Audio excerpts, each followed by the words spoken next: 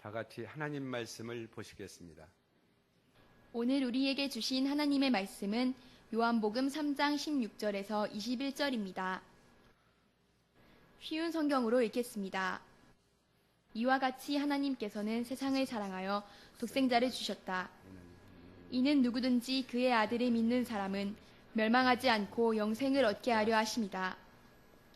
하나님께서는 세상을 심판하시기 위해 그의 아들을 세상에 보내신 것이 아니라 자기 아들을 통하여 세상을 구원하시기 위해 아들을 보내신 것이다.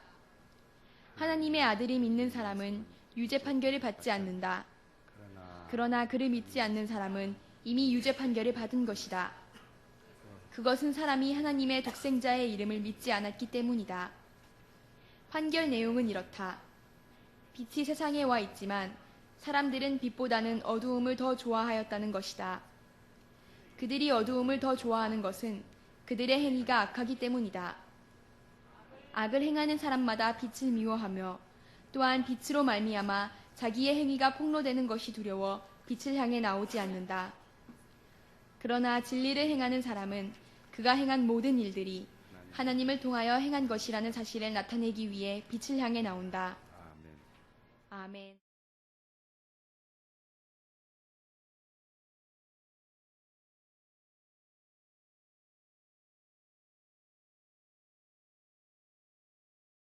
자, 우리 함께 따라하겠습니다. 독생자를 주시는 데까지. 성경의 핵심적인 내용, 가장 그 핵심이 되는 구절을 꼽으라면 어디가 될까요? 바로 우리가 읽은 요한복음 3장 16절입니다. 성경을 한마디로 요약한 그러한 내용이다. 또 복음을 한마디로 요약한 내용이다. 이야기할 수 있습니다. 이 구절은 우리가 잘 외우고 있는 말씀이죠. 그래서 이 교회 다닌 지 얼마 안 되었어도 이 요한복음 3장 16절만큼은 아마 많이 외우실 거예요. 저도 주일학교 때 제일 먼저 외웠던 성경이 이 구절이 아닌가 기억이 납니다. 그래서 막 노래를 부르면서 외웠던 기억이 나요. 하나님이 세상을 하면서. 여러분 기억나시죠? 주일학교 때 다 배웠던 노래. 그런 그 성경 구절, 가장 중요한 말씀이 오늘 본문 말씀 가운데 포함이 되어 있습니다. 과연 복음이 무엇인가? 그래서 오늘 이 요한복음 3장 16절 말씀을 복음서 중에 복음이다라고 그렇게 표현을 합니다. 이 4복음서 중에 가장 중요한 복음을 핵심적으로 설명하는 가장 중요한 말씀이 바로 오늘 말씀입니다. 하나님께서 세상을 이와 같이 사랑하셨다. 그리고 독생자 예수 그리스도를 우리를 위해서 내주셨다. 누구든지 예수님을 믿는 자는 구원을 얻는다. 영생을 얻는다라는 게 오늘 본문의 말씀입니다. 이 구원은 하나님의 주권에 속하여 있습니다. 우리가 구원에 대해서 야 내가 구원받아야지 해가지고 구원받는 게 아니에요. 하나님께서 우리들에게 주시는 정말 놀라운 선물입니다. 자, 이 구원을 받는 그 열쇠가 오늘 본문 말씀에 기록되어 있는 거예요. 세상을 이처럼 사랑하셨다. 그 구원의 시작은 하나님의 사랑에서부터 시작하고, 그리고 그 구원을 나의 것으로 만드는 열쇠는 바로 믿음입니다. 예수 그리스도를 믿는 것, 그것을 통해서 우리가 구원을 받는다. 세상의 원리는 인과 응보입니다. 분명히 원인이 있으면 그 결과가 반드시 나타납니다. 죄를 지으면 죄의 대가를 반드시 치러야 합니다. 그게 세상의 원리예요. 근데 오늘 본문은 무엇이라고 말씀합니까? 죄 지은 인간일지라도 모든 사람들을 하나님께서 사랑하셨다. 그 이유는 무엇입니까? 이유가 없어요. 하나님 그냥 사랑하십니다. 그걸 은혜다라고 표현합니다. 그렇게 하나님의 사랑이 우리에게 임하였는데 그 사랑을 우리의 심령 가운데, 우리의 삶 가운데 구체화시키는 그 열쇠가 바로 믿음이다. 그것을 우리들에게 설명하고 있는 것입니다. 15절 말씀에서 지난주에 그 나눴던 말씀에서도 이 내용이 반복적으로 나옵니다. 우리 15절 말씀, 3장 15절 말씀을 한번 읽어볼까요? 그것은 그를 믿는 사람들에게 영생을 얻게 하기 위해서이다. 자, 그를 믿는 사람들, 예수님을 믿는 사람들에게 영생을 얻게 하기 위해서 하나님께서 우리에게 은혜를 베풀어 주십니다. 우리가 하나님의 사람으로 살도록 그렇게 하세요.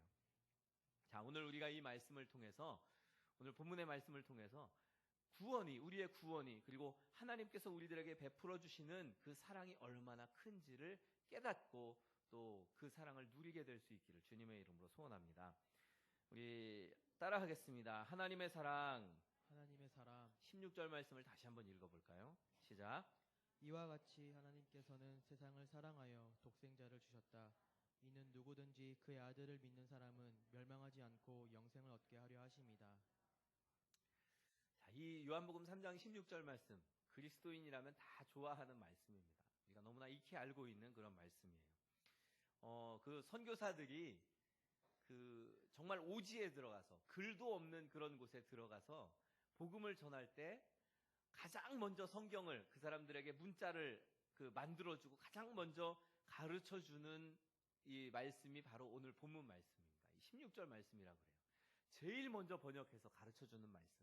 그래서 이 말씀이 성경의 모든 66권의 핵심적인 말씀이라고 이야기할 수 있는 그런 내용입니다. 우리 함께 그 옛날 성경으로, 쉬운 성경 말고 개역개정 성경으로 함께 외워볼까요? 시작. 하나님이 세상을 이처럼 사랑하사 독생자를 주셨으니 이는 저를 믿는 자마다 멸망치 않고 영생을 얻게 하려 하심이니라. 다 외우시잖아요. 그죠? 이 말씀이 우리에게 너무나 익숙한 말씀이고 또 가장 좋아하는 말씀이기도 합니다. 그 영국의 유명한 설교가였던 헨리 무어하우스라는 분이 있습니다. 이분이 그 무디 교회에 이제 초청을 받아서 그곳에서 말씀을 전하시게 되었는데 일주일 동안 집회를 하면서 딱 한 절 가지고 복음을 전했어요. 그게 바로 오늘 본문 이 16절 말씀입니다. 요한복음 3장 16절 가지고 일주일간을 주구장창 그 말씀 가지고만 복음을 전했다는 거예요. 이 말씀이 얼마나 귀하고 또 그 말씀 속에서 솟아나오는 그 하나님의 사랑, 그 은혜가 얼마나 큰지 일주일을 전하고도 부족했다고 합니다.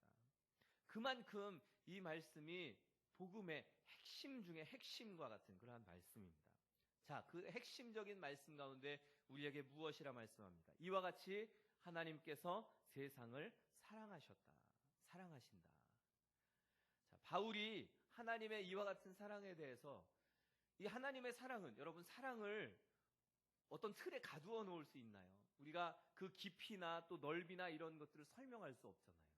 근데 바울은 이 사랑을 조금이라도 이 하나님의 사랑을 우리가 만져볼 수 있고 또 눈으로 볼 수 있도록 그렇게 표현할 수 없을까? 사람들에게 이 구체적인 육체를 가지고 또 눈으로 보면서 세상을 그렇게 판단하는 사람들에게 하나님의 사랑을 어떻게 더 구체적으로 설명할 수 있을까? 고민을 굉장히 많이 했던 것 같아요. 그래서 그가 로마 감옥에 있으면서 편지를 쓸 때 이 에베소서의 말씀을 보면 이 하나님의 사랑의 넓이와 깊이와 높이를 사람들에게 어떻게 설명할 수 있을까를 고민했던 그 흔적이 에베소서 3장 18절 19절 말씀에 나타나 있습니다. 우리 함께 자막을 보면서 읽어볼까요? 시작. 모든 성도들이 그리스도의 크신 사랑을 깨닫게 되기를 기도합니다. 그분의 사랑이 얼마나 한없고 넓으며 얼마나 깊고도 높은지를 진정으로 깨닫게 되기를 기도합니다. 그리스도의 사랑을 어느 누가 잴 수 있겠습니까? 그러나 그 사랑을 체험하여 하나님의 충만함이 여러분의 마음속에 채워지기를 기도합니다. 자, 하나님의 사랑, 그 사랑을 어떻게 수학적으로 표현할 수 있을까요? 이 사랑과 수학은 전혀 별개의 세계입니다. 그래서 우리가 수학에 가장 먼저 시작되는 게 평행선, 수직선이 하여튼 그 선이잖아요. 네. 그걸 너무 워낙 배운 지 오래돼가지고 하여튼 선으로 시작합니다. 그 선의 어느 지점에 있는가를 이제 표시를 해요. 그래서 0부터 시작해서 무한대, 또 그 마이너스로 무한대, 이렇게 그 수직선이라고 그러나요? 네, 하여튼 있어요. 그런 게. 네. 그 선으로 표현을 합니다. 근데 그 선에서 이제 2차원으로 바뀌어요. 2차원은 이 평행선과 수직선으로 그렇게 구성이 됩니다. 그래서 1사분면, 2사분면, 3사분면, 4사분면 이렇게 해서 어느 지점에 x, y 값으로 그렇게 표현을 해요. 자, 이제 더 나아가서 그거는 평면적인 거죠. 근데 평면적인 거에서 입체적으로 바뀝니다. 그거를 우리 영어로는 3D라고 그래요. 예, 그래서 그 그러니까 길이가 있고 또 높이가 있고 그리고 또 넓이가 또 있어요. 그래서 그것을 표현하는 말로 바울이 오늘 본문 말씀에 설명하고 있는 거예요. 그 하나님의 사랑의 넓이가 얼마나 넓은지 그리고 얼마나 높은지 얼마나 깊은지에 대해서 우리가 조금이라도 더 이해해 볼 수 있지 않을까. 그것을 표현하고자 사람들에게 쉽게 설명하고자 얼마나 노력했는지를 우리가 알 수 있습니다. 자, 하나님의 사랑의 높이와 깊이가 얼마나 큰가.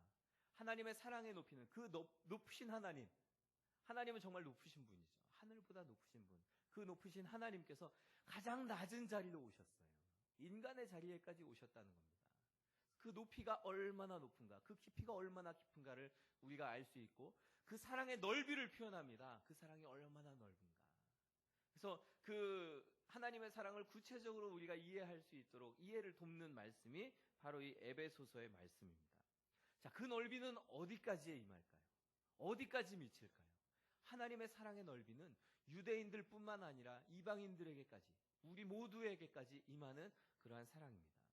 사실 유대인들의 생각, 그 유대인들의 고정관념으로 본다면 이방인들은 구원받을 수 없는 사람들입니다. 그래서 이방인이라고 그래요. 자기들을 유대인이라고 하고 나머지 사람들은 그냥 이방인입니다. 뭐 어느 민족 이렇게 구별 안 하고 이방인이라고 그래요. 그 사람들이 생각하는 세계관이 그래요. 그리고 이방인들은 절대 구원받지 못할 사람들로 생각합니다. 그런데 하나님의 사랑은 그 모두를 다 포함하는 넓은 사랑입니다. 자, 얼마나 하나님의 사랑이 높고도 넓은지를 우리가 이 말씀에서 생각해 볼 수 있습니다. 자, 하나님의 사랑. 이 복음은 바로 이 하나님의 넓고도 깊은 사랑에서부터 시작합니다. 하나님이 나를 사랑하신다. 오늘 말씀 하나님이 세상을 사랑하신다라는 건 하나님이 나를 사랑하신다라는 것으로 바꾸어 이야기할 수 있습니다. 그 사랑이 얼마나 깊은지 하나님께서는 자기의 아들 독생자를 내어주셔서 우리를 대신해서 죽게 그렇게 하셨습니다. 여러분, 이 세상에 누가 다른 사람을 위해서 자기 자식을 죽일 사람이 누가 있겠습니까? 자식을 위해서 내가 죽으면 죽었지 다른 사람을 위해서 그 자식을 죽이는 것은 어느 누구도 할 수 없는 일이에요. 그러나 하나님께서는 우리를 사랑하셔서 그 일을 행하셨습니다. 자, 여기서 세상이라는 말에 우리가 주목할 필요가 있어요. 이 세상은 특별히 선택된 몇몇 사람을 이야기하는 게 아니에요. 이 자리에 와서 앉아있는 우리 몇몇 사람을 이야기하는 것이 아닙니다. 모든 사람을 하나님이 사랑하신다라는 거예요. 세상을 바라보십시오. 얼마나 썩었습니까? 얼마나 부패했습니까? 죄악으로 관영한 것이 바로 이 세상의 모습인데 그러한 세상을 하나님께서 사랑하셨다라고 말씀하고 있습니다. 자, 그러면 이 세상이 하나님의 사랑을 받기 위해서 무엇인가를 행하였나요? 그렇지 않아요. 저와 여러분 중에 누가 하나님 사랑받기 위해서 뭔가를 한 사람이 있습니까? 공로를 내세울 만한 사람이 있어요? 없습니다. 하나님은 우리가 무엇인가를 하기 이전부터 우리를 이미 사랑해 오셨어요. 우리를 이미 택하셨습니다. 이미 구원하시기로 작정하셨어요. 그 하나님의 사랑. 그래서 이 사랑은 모든 사람들을 다 표현하는 말입니다. 여기 이 세상이라는 말 헬라어로 하면 코스모스라고 그렇게 그 표현을 합니다. 우리가 좋아하는 그 코스모스 꽃, 그게 그 헬라어에서 온 거예요. 그 우주라는 뜻을 가지고 있습니다. 이 코스모스라는 이 세상을 다 아우르는 그러한 말이에요. 모든 세상을 하나님께서 사랑하신다. 우리 성경을 읽다 보면 하나님의 사랑을 표현하는 여러 가지 그 사건들이 있어요. 특별히 호세아서를 읽어보면 하나님의 사랑이 과연 어떠한 사랑인가를 우리가 잘 이해할 수 있는데 이 호세아는 사랑의 선지자라고 우리들이 많이 알고 있습니다. 왜 호세아가 사랑의 선지자인가? 어느 날 하나님께서 호세아를 부르셨어요. 그리고 명령하십니다. 너는 저 음란한 여자 고멜을 데려다가 너의 아내로 삼아라. 이 고멜은 창녀와 같은 여자였습니다. 음란한 여자예요. 근데 그 여자를 데려다가 아내를 삼으라는 겁니다. 그 아내를 삼았어요. 그리고 그 호세아와 고멜 사이에 아들이 태어났습니다. 첫째 아들이 이스르엘이에요. 그 이름의 뜻은 흩는다라는 뜻입니다. 또 둘째 아들이 태어났습니다. 둘째의 이름은 로루하마예요. 그 히브리 말에 로라는 말은 그 부정을 뜻합니다. 아니다라는 것을 의미해요. 루하마라는 말은 이 긍휼히 여김을 받는다라는 그 의미를 가지고 있습니다. 그러니까 긍휼히 여김을 받지 못한 자라는 의미가 로루하마라는 의미예요. 그 다음에 셋째의 이름은 로암미입니다. 아까 로가 뭐라 그랬죠? 네. 그새 까먹진 않으셨겠죠? 네. 로라는 말은 아니다, 부정을 의미한다고 그랬죠? 암미라는 말은 내 백성이다라는 걸 의미해요. 그러니까 로암미는 뭐예요? 내 백성이 아니다라는 의미입니다. 이 세 명의 이름을 그렇게 하나님께서 지어주셨어요. 흩은다. 내가 이 백성을 흩어버리겠다. 그리고 이 백성은 긍휼히 여김을 받지 못한다. 이 백성은 내 백성이 아니다. 그러한 의미로 이 그 세 명의 이름을 그렇게 지어 주셨어요. 자, 하나님과 이스라엘의 사이가 바로 이와 같았다는 겁니다. 그런 이스라엘을 하나님께서 사랑하세요. 그래서 나중에는 이 셋의 이름을 바꾸어 주십니다. 이 이스라엘이라는 말은 그 이스라엘의 농경 문화와 연관이 되어 있는 말입니다. 그 흩는다라는 것은 씨를 이렇게 흩뿌린다라는 의미를 가지고 있어요. 그래서 이 이스라엘이라는 말 안에는, 그 단어 안에는 심는다라는 의미가 또 한 가지 들어 있습니다. 그래서 하나님께서 그 의미를 바꿔주세요. 처음에는 흩어버린다였는데 이제는 심는다라고 그렇게 바꿔주십니다. 두 번째, 로루하마에서 루하마로 바꿔주세요. 긍휼히 여긴다, 긍휼히 여김을 받는 자라고 그렇게 바꿔주십니다. 그 다음에 로암미를 암미라고 바꿔주세요. 이 백성은 내 백성이다. 자, 그 고멜, 그 아내는 워낙 음란한 여자입니다. 남편을 버리고 다시 도망을 갔어요. 도망을 가서 사람들에게 몸을 팝니다. 결국에는 노예시장에서 벌거벗기어서 팔리우는 그러한 신세가 되었습니다. 여러분, 옛날에 노예시장에서는 남자든 여자든 옷을 다 벗겨가지고 그것을 이 노예를 사는 사람들이 그 벗겨진 모습을 보면서 내가 얼마에 사겠다, 얼마에 사겠다 경매를 하는 거예요. 그렇게 해서 팔려가는 게 바로 노예 신세입니다. 근데 하나님께서 호세아에게 말씀하시는 거예요. 너는 가서 저 음란한 여인 고멜을 사와라. 그래서 호세아가 가서 은 15개, 보리 한 호멜을 주고 다시 그 음란한 여인 고멜을 사옵니다. 그리고 다시 아내를 삼는 거예요. 내가 영원히 너에게 장가들어서 너와 영원히 살 것이다. 그렇게 이야기하라는 겁니다. 이것이 바로 하나님의 사랑입니다. 이스라엘은, 아니 우리 모든 인류는 계속해서 하나님을 배신합니다. 이 음란함이란 무엇입니까? 영적인 음란함은 하나님을 버리고 다른 신을 섬기고 다른 것들을 좋아하는 것을 바로 영적인 음란함이라고 성경은 우리에게 말합니다. 이 영적 음란함에 빠져있는 모든 사람들을 향해서 하나님은 사랑을 베풀어 주는 거예요. 그렇게 하나님을 배신하고 하나님을 멀리 떠나 있는 사람들을 다시 값을 치르고 사와서 하나님의 백성으로 삼으시고 하나님의 아내로 삼으시고 그렇게 하나님과 함께 하도록 축복해 주신다는 거예요. 이게 바로 하나님의 사랑입니다. 오늘 본문 요한복음 3장 16절, 하나님이 세상을 이처럼 사랑하사, 이와 같이 하나님께서는 세상을 사랑하셨다라는 말이 바로 이런 의미가 있습니다. 하나님을 끊임없이 떠나는 사람들, 그 사람들을, 그 추악한 인생을 하나님께서 다시 부르셔서 하나님의 백성으로 삼으신다는 거예요. 자, 이 말씀은 니고데모와 예수님과의 대화가 계속 이어지고 있는 말씀입니다. 요한복음 3장 1절에서부터 오늘 본문 말씀까지가 바로 이 니고데모와의 대화예요. 그러면 니고데모는 이 말을 듣고 어떤 마음이 들었을까? 아마 적잖이 충격을 받았을 거예요.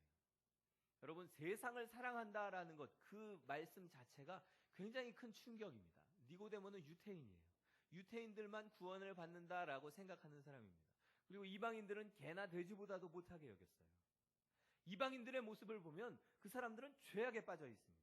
율법이 없는 사람들, 하나님을 떠나 있는 사람들, 절대 구원받지 못할 사람들인데 하나님께서 그들까지 다 사랑하신다는 거예요. 모든 세상, 이 코스모스라는 단어, 이 모든 세상을 다 사랑하신다고 예수님께서 말씀하시니까 그 말씀에 적지 않은 충격을 받았을 것입니다.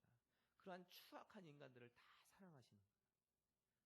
왜 하나님께서 그러한 추악한 인간들까지도 다 사랑하시는가? 혐오의 대상이고 또 미움받아야 할 대상인데 유대인들은 이방인들 상종도 안 하는 그러한 사람들인데 어떻게 하나님께서 그들까지 다 사랑하시는가? 여러분, 우리들의 인생을 한번 생각해 보십시오.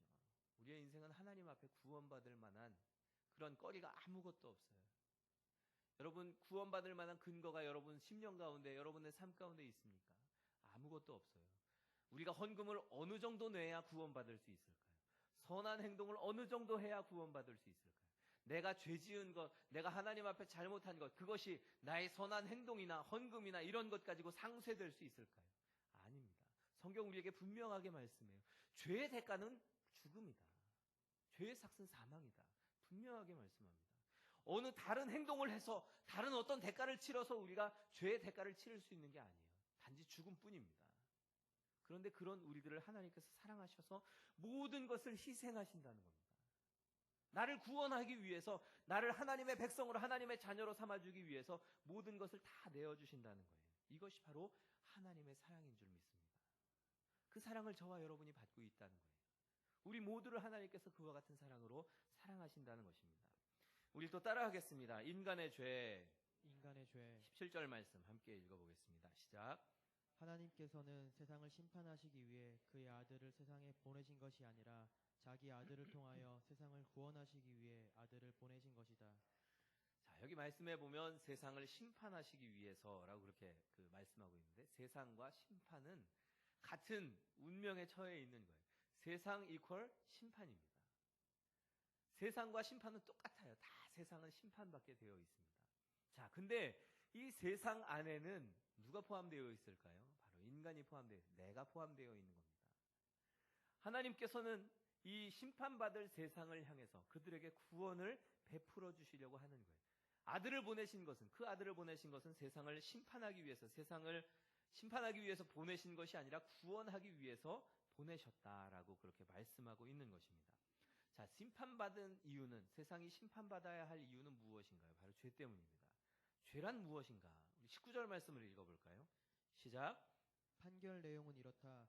빛이 세상에 와 있지만 사람들은 빛보다는 어둠을 더 좋아하는 그들이 어둠을 더 좋아하는 것은 그들의 행위가 악하기 때문이다.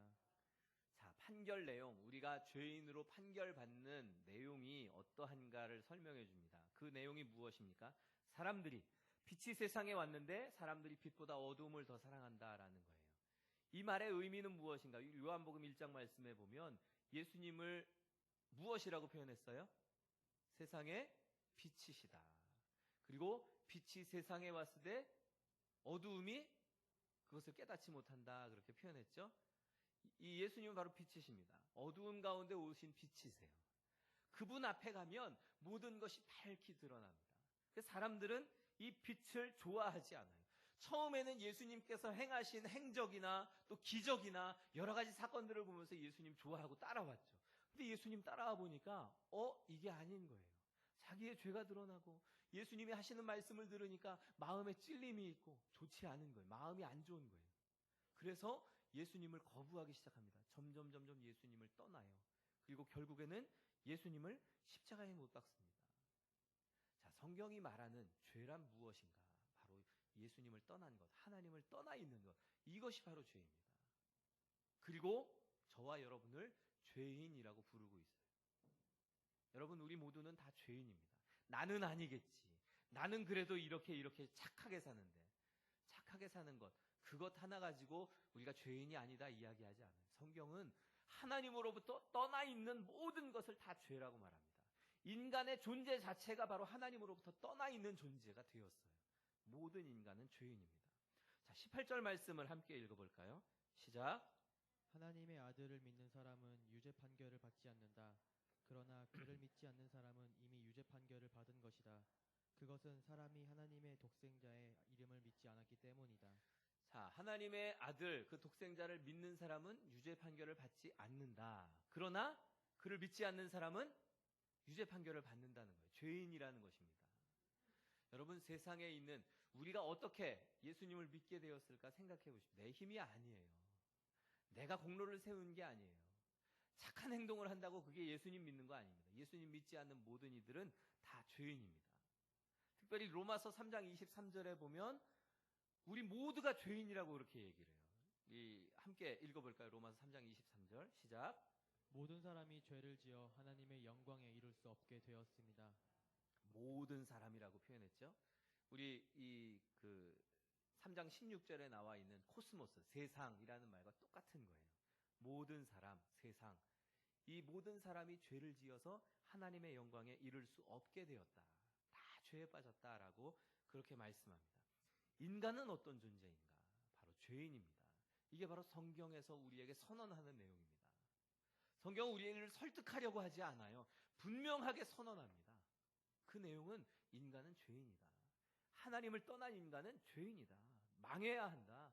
하나님 떠난 인간은 죽을 운명에 처해 있다는 것입니다. 아무리 우리가 애를 쓰고 발버둥을 치고 구원받기 위해서 아무리 우리 힘을 동원해서 무엇인가 하려고 해도 인간은 자기를 구원하기 위해서 아무것도 할 수 없는 존재예요. 죄인입니다. 우리가 잘 알고 있는 쉰들러 리스트라는 영화가 있습니다. 예전에 굉장히 많은 분들이 보았던 영화입니다. 저도 그 영화를 보고 굉장히 큰 감동을 받았는데 그 영화의 주인공 오스카 쉰들러라는 사람입니다. 그 독일인이지만 그러나 그 2차 세계대전 때 사업을 아주 잘해서 사업 수완이 좋아서 그 사업한 것으로 유태인들을 이렇게 고용해서 쓰고 또 유태인들이 잘 살 수 있도록 도와주고 나중에는 이 돈을 지불해서 유태인들을 사고 또 구원받을 수 있도록 그들이 살아남을 수 있도록 그렇게 도와주었던 사람입니다. 그 쉰들러 리스트의 그 영화 초엽에 보면 처음 시작 부분에 보면 이제 유태인들을 구분하는 그 일들을 하는 그 내용이 나와요. 많은 유태인들이 줄을 서서 이제 자기가 쓸모 있는 일꾼이라는 증명서를 얻기 위해서 줄을 쭉 다 서 있어요. 근데 그 쉰들러가 고용한 회계사가 있습니다. 그 회계사의 이름이 슈텐이라는 사람이에요. 이작 슈텐이라는 분인데 그 사람이 그곳에 부지런히 다니면서 자기가 아는 사람들, 안면 있는 사람들을 잘 빼주는 거예요. 그 빼주면서 하는 얘기가 있어요. 당신 이 줄에 서 있으면 절대로 그 쓸모 있는 사람이라는 증명서를 받을 수 없다는 거예요. 이 줄에 서 있으면 안 된다는 거예요. 이 줄에서 나와야 된다는 거예요. 우리의 인생에, 우리 인간의 운명이 바로 그래요. 쓸데없는 줄에 서서 거기에 목숨을 걸고 있는 거예요. 여기에서는 절대 구원받을 수 없는데 거기다가 목숨 걸고 야 여기에 있으면 무엇인가 얻을 수 있지 않을까. 냅다 거기만 파고 있는 거예요. 그런데 성경 우리에게 분명하게 말씀합니다. 너 거기에 붙어 있으면 절대 구원받을 수 없다. 거기에서 나와야 된다는 것입니다. 우리 인생이 구원받을 수 있는 길은 바로 세상 가운데서 돌이켜서 하나님께로 돌아가야 합니다. 우리의 이 죄의 굴레를 벗을 수 있는 길은 하나님뿐이에요. 예수 그리스도뿐입니다. 그 길로 가야만 구원받을 수 있는 거예요. 자, 그 길을 열어주신 것이 바로 하나님의 사랑인 것입니다. 우리 다시 16절 말씀을 다시 한번 읽어볼까요? 시작. 이와 같이 하나님께서는 세상을 사랑하여 독생자를 주셨다. 이는 누구든지 그의 아들을 믿는 사람은 멸망당하지 않고 영생을 얻게 하려 하심이다. 자, 하나님이 어떻게 우리들을 사랑하시는가? 그리고 우리가 어떻게 구원을 받는가? 1988년에 일어났던 한 사건이 있습니다. 이 겨울에 그 알래스카 지역에는 이 바다가 육지 안으로 이렇게 쑥 들어가 있는 만들이 굉장히 많다고 그래요. 이 만이 뭐냐 하면 이 미국에 가면 멕시코만이라고 아주 큰 만이 있어요. 육지가 바다를 이렇게 둘러싸고 있는 것 같이 그 일부분이 이렇게 바다로 트여 있지만 그러나 육지가 이렇게 뺑 둘러싸고 있는 것 같이 보이는 게 바로 만입니다. 우리나라 서해가 바로 만이에요. 그걸 만이라고 그렇게 표현을 합니다. 근데 그 알래스카에 이런 곳이 많아요. 근데 크고 작은 그러한 만들이 있는데 어느 해에는 이 1988년에 어떤 일이 일어났냐면 그 만 가운데 작은 한 만에 그 고래들이 들어왔어요. 이 만에는 그 먹을 것들이 굉장히 많습니다. 그래서 고래들이 들어와서 거기서 실컷 먹으면서 거기서 아주 말하자면 아주 좋은 때를 보내고 있었어요. 근데 그해 따라 겨울이 일찍 찾아왔습니다. 빨리 추워졌어요. 이 북극 있는 그 바다 쪽은 빨리 옵니다. 그 바다가 얼어버리면 어떻게 할 수가 없는 거예요. 근데 이 바다가 얼어 들어왔습니다. 그래서 이 만의 입구까지 다 얼어버렸어요. 점점 이제 얼음이 얼어 들어와서 그 만 끝까지 얼면 이제 고래들이 얼어 죽을 수밖에 없는 거예요. 그런 운명에 처해 있습니다. 그런데 그것을 발견한 에스키모들이 있었어요. 2명의 에스키모가 그것을 발견했습니다. 고래를 좀 살려보겠다고 그 얼음을 깨기 시작하는데 도저히 역부족이에요. 어떻게 그 만에 있는 얼음을 다 깰 수 있겠습니까? 도저히 역부족인 거죠. 근데 그것을 한 기자가 목격을 했어요. 그리고 방송을 타게 됩니다. 이게 방송에 나가니까 많은 사람들이 돕겠다고 나섰어요. 막 여러 가지 장비를 동원해서 정말 커다란 장비를 동원해서 얼음을 깨기도 하고 그게 아주 전국적인 이슈가 됐어요.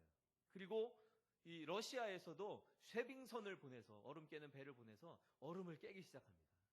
그리고 결국에는 얼음을 다 깼어요. 그 고래가 있는 곳까지 얼음 통로를 만들었습니다. 그래서 이 고래들이 무사히 탈출할 수 있게 되었습니다. 자, 하나님께서 베푸시는 구원이 바로 이런 거예요. 사실 고래의 입장에서 한번 그 구원받은 사건을 생각해 보십시오. 고래의 입장에서는 아무것도 몰랐죠. 자기가 이제 곧 죽을 것이라는 운명도 고래는 깨닫지 못했습니다. 우리의 인간의 운명과 얼마나 비슷한지. 인간은 자기가 곧 멸망당할 것을 모르고 그냥 그대로 살아가는 거예요. 자, 그런 인간들을 향해서 구원의 손길을 그렇게 하나님께서 펼쳐주셨는데, 이 사건에서는 많은 사람들이 그렇게 길을 열어주었지만, 인간사에서는, 인간의 역사 가운데서는 하나님께서 자기 독생자 예수 그리스도를 보내셔서 구원의 길을 열어주셨는데, 사람들은요, 참 어리석게도, 고래보다도 어리석은 거예요. 고래는 길이 트이니까 잽싸게 그곳으로 탈출해 나가는데, 사람들은 길이 열려도 그게 가지 않는다는 거예요. 나는 여기가 좋사오니 하고 그 죽을 자리에 계속해서 있는다는 겁니다. 이게 바로 사람의 어리석음입니다. 하나님께서는 그러한 인간들을 바라보면서 안타까워하시는 거예요. 저 사람들이 빨리 구원받아야 하는데, 그 죄의 길에서 돌이켜서 하나님께로 돌아와야 하는데, 하나님은 정말 그러한 죽을 운명에 처해 있는 사람들에게 사랑을 베푸시고 안타깝고 애석하게 여기신다는 겁니다. 자, 우리 19절 말씀을 다시 한번 읽어볼까요? 시작. 판결 내용은 이렇다. 빛이 세상에 와 있지만 사람들은 빛보다는 어둠을 더 좋아하였다는 것이다. 그들이 어둠을 더 좋아하는 것은 그들의 행위가 악하기 때문이다. 자, 빛, 예수님을 가리키는 이 빛이라는 말. 예수님은 그 사랑의 빛이고 구원의 빛. 요한복음 1장에 그 빛이라는 내용이 나와 있다고 그랬죠. 예수님께서 찾아오셔서 지옥으로 가는 통로를 막아놓으셨어요. 너희들 이 길로 가면 안 된다. 지옥으로 가지 말고 천국으로 가는 길을 택해서 가라. 믿음의 길을 걸어가라. 천국이 가까웠으니 회개하라. 그렇게 외치는데도 수많은 사람들이 예수님을 떠납니다. 예수님을 거부해요. 무관심할 뿐만 아니라 예수님을 죽이는 일에 다 가담하게 됩니다. 이것이 바로 인간의 어리석음이죠. 여러분, 우리가 어떠한 처지에 놓여 있는지를 분명하게 깨달아야 합니다. 나는 어떤 위치에 있는가를 분명하게 알아야 돼요. 난 예수 없으면, 예수님의 이름이 없으면 우리는 다 똑같은 사람들이에요. 저 세상에 있는 사람들처럼 구원받지 못하고 지옥으로 떨어질 그러한 운명에 처한 사람들입니다. 그러나 예수 그리스도로 말미암아 우리는 구원을 얻은 줄 믿습니다. 우리는 그래서 세상을 바라볼 때 정말 하나님의 눈을 가지고 안타까운 마음을 가지고 바라보아야 합니다. 저들이 구원받아야 하는데, 저들이 하나님께로 돌아와야 하는데, 그런 안타까운 심령으로 세상을 바라볼 수 있기를 바랍니다. 우리 따라하겠습니다. 믿는 자는 구원을 받는다. 18절 말씀 다시 한번 읽어볼까요? 시작. 하나님의 아들을 믿는 사람은 유죄 판결을 받지 않는다. 그러나 그를 믿지 않는 사람은 이미 유죄 판결을 받은 것이다. 그것은 사람이 하나님의 독생자의 이름을 믿지 않았기 때문이다. 자, 말씀 초엽에 뭐라고 얘기했죠? 하나님의 아들을 믿는 사람은 유죄 판결을 받지 않는다. 자, 예수 그리스도를 믿는 사람은 유죄가 아니고 무죄 판결을 받는다라는 거예요. 이게 바로 성경이 말하는 복음의 주제입니다. 요한복음 1장 11, 12절 말씀을 우리 함께 자막을 보면서 읽어볼까요? 시작. 그분은 자기의 땅에 오셨으나 그의 백성들은 그분을 영접하지 않았습니다. 그러나 누구든지 그분을 영접하는 사람들, 그분의 이름을 믿는 사람들에게는 하나님의 자녀가 되는 자격을 주셨습니다. 자, 우리가 해야 될 일은 그럼 뭐예요? 하나님의 아들 예수 그리스도를 믿는 것입니다. 믿기만 하면 돼요. 다른 어떤 노력을 기울일 필요가 없어요. 예수를 믿기만 하면 됩니다. 자, 영생은 바로 예수를 믿음으로 우리가 받는 거예요. 자, 어떻게 믿어야 하는가? 예수님이 바로 하나님의 아들이신 것을 믿어야 돼요. 그의 인격적인 부분을 우리가 믿어야 합니다. 또한 예수님의 말씀을 믿어야 돼요. 예수님께서 내게 주신 말씀, 성경을 통해서 우리에게 주시는 그 말씀을 믿고 신뢰하는 것입니다. 그 말씀을 따라가는 거예요. 또한 예수님께서 행하신 모든 일들이 나를 향한 것임을 우리가 깨달아야 합니다. 여러분, 성경에 나와 있는 사건들은 우연히 일어난 사건이 아니에요. 예수님께서 우연히 길을 가시다가 사람들이 많은 가운데에서 우연히 어떤 한 여자가 나타나서 예수님 옷깃을 만진 게 아니에요. 예수님이 길을 가실 때 우연히 어떤 한 장님이 예수님의 소문을 듣고 소리를 지른 게 아니에요. 그들을 만난 이유는 하나님께서 우리들에게, 저와 여러분에게 주시고자 하는 메시지가 있기 때문에 그들이 예수님을 만나게 되었고 또 성경에 기록되어진 것입니다. 이 모든 일들이 우리에게 주시는 메시지예요. 무엇입니까? 그 핵심은 예수를 믿으라라는 것입니다. 여러분, 예수님을 믿으시기 바랍니다. 또한 오늘 말씀을 통해서 우리가 깨닫는 것은 예수님 사랑해야 한다라는 것입니다. 믿음은 바로 사랑과 연결됩니다. 우리가 믿음이 있노라 하면서 사랑이 우리 마음 가운데 없으면 그 가짜예요. 믿음은 사랑과 반드시 연결되게 되어 있습니다. 예수님을 사랑하십시오. 우리의 이웃을 사랑하십시오. 그 사랑이 우리 안에서 열매를 맺게 되고 또 그 사랑의 정말 풍성함으로 나타나게 되는 것입니다. 예수 그리스도를 사랑하십시오. 우리 19절 말씀을 한번 볼까요? 다시 한번 읽어보겠습니다. 시작. 판결 내용은 이렇다. 빛이 세상에 와 있지만 사람들이 빛보다 어두움을 더 좋아하였다는 것이다. 그들이 어두움을 더 좋아하는 것은 그들의 행위가 악하기 때문이다. 자, 그들의 행위가 악하기 때문에 어두움을 더 사랑하는 거예요. 그러나 여러분, 예수 그리스도를 빛을 더 사랑하시기 바랍니다. 빛 가운데로 나아가십시오. 자, 세 번째, 빛으로 나아가야 한다. 20절, 21절 말씀 함께 읽어볼까요? 시작. 악을 행하는 사람마다 빛을 미워하며 또한 빛으로 말미암아 자기의 행위가 폭로되는 것이 두려워 빛을 향해 나오지 않는다. 그러나 진리를 행하는 사람은 그가 행한 모든 일들이 하나님을 통하여 행한 것이라는 사실을 나타내기 위해 빛을 향해 나온다. 자, 예수님은 빛으로 오셨다. 우리 요한복음 1장에서 말씀했죠. 그 말씀을 따라서 빛 되신 예수 그리스도 가운데로 우리가 나아가야 합니다.